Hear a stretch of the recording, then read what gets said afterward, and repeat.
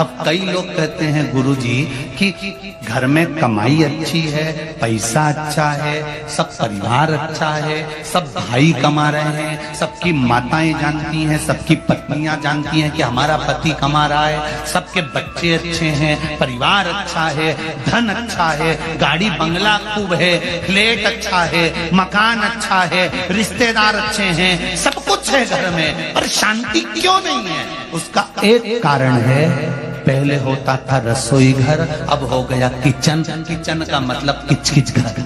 रसोई घर और किचन में अंतर है। रसोई घर में रोज भोजन के बाद में पोछा लगता था, या भोजन बनने से पहले सुबेरे माताएं एक कपड़ा गीला कर कर पोता लगाती थी, उसके बाद में चूल्हा जलाती थी। आज के जमाने में तो बिना नहाए, बिना मुख धोए, भले तुम बिना नहाए तुम अपनी जगह पर हो गए, हो सकता है तुम्हारी नींद ना खुलती हो, लेट खुलती हो, पर जब भी रसोई घर में चाय की हंडी चढ़ाओ, चाहे तुम चाय बनाओ, सबसे पहले अगर गैस चालू कर रहे हो, अग्नि को प्रकट कर रहे हो, रसोई घर में भोजन बना रहे हो, तो पहले उस रसोई घर में भोजन से 3 दोष उत्पन्न होते हैं। उस 3 दोष को मिटाने के लिए पहले एक कपड़ा गीला कर भले पत्थर क्यों ना है उसको पोंछ देना चाहिए, तो 3 दोष समाप्त हो जाते हैं। घर में से क्लेश, अशांति समाप्त हो जाती है। भोजन में 3 दोष होते हैं। पहला जाति दोष, दूसरा निमित्त दोष, तीसरा आश्रय दोष। कौन कौन से 3 दोष हैं? पहला जाति दोष, दूसरा निमित्त दोष और तीसरा आश्रय। मतलब रसोई घर में जो तुमने भोजन निर्माण करा है, उसमें अगर कुछ गलत चीज बन गई है, कोई प्याज लहसुन का भोजन बन गया, या कोई आदि मांसाहार से जुड़ा हुआ भोजन बन गया है, तो वो दोष ना।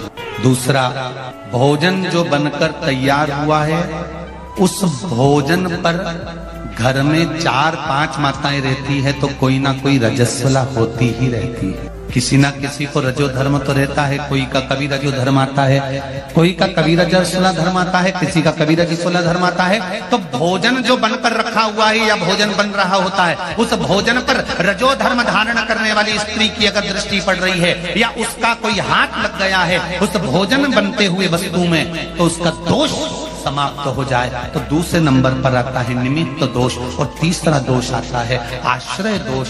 अपन कहां से चलकर आए और रसोई घर में प्रवेश कर कर अपन ने भोजन बनाया, अपने पांव की पादुका या अपना चरण में जो रज कहीं बाहर की गलत आकर प्रवेश कर गई है, तो वो दोष ना रहे। इसलिए भोजनशाला में भोजन बनाते समय और भोजन बनाने के बाद अगर तुम सुबेरे सुबेरे पोछा नहीं लगा सकते, तो रात्रि में जब तुम्हारा भोजन पूर्ण हो जाए, या सुबेरे का भोजन जब तुम्हारा पूर्ण हो जाए, उसके बाद में एक कपड़ा लेकर उस भोजन के प्लेटफॉर्म को, उस रसोई घर को एक कपड़े से, तुम्हें नौकरानी का इंतजार नहीं करना है, तुम्हें सेविका का इंतजार नहीं करना है, तुम्हें पोछे वाली का इंतजार नहीं करना है। उस रसोई घर में जहां अन्नपूर्णा निवास करती है, उस रसोई घर में अगर पूरे परिवार को एक जैसा लेकर चलना है, अशांति नहीं चाहते हो, भाइयों में क्रोध नहीं चाहते हो, पूरा परिवार प्रेम से रहना चाहता है, तो धन से ज्यादा उस पोछे पर ध्यान देना पड़ेगा कि भोजन होने के बाद एक कपड़ा फेरा जाए। और यदि आपने रात को पोछा नहीं लगाया है, तो सुबह रसोई घर चालू करने से पहले पोछा फेरो।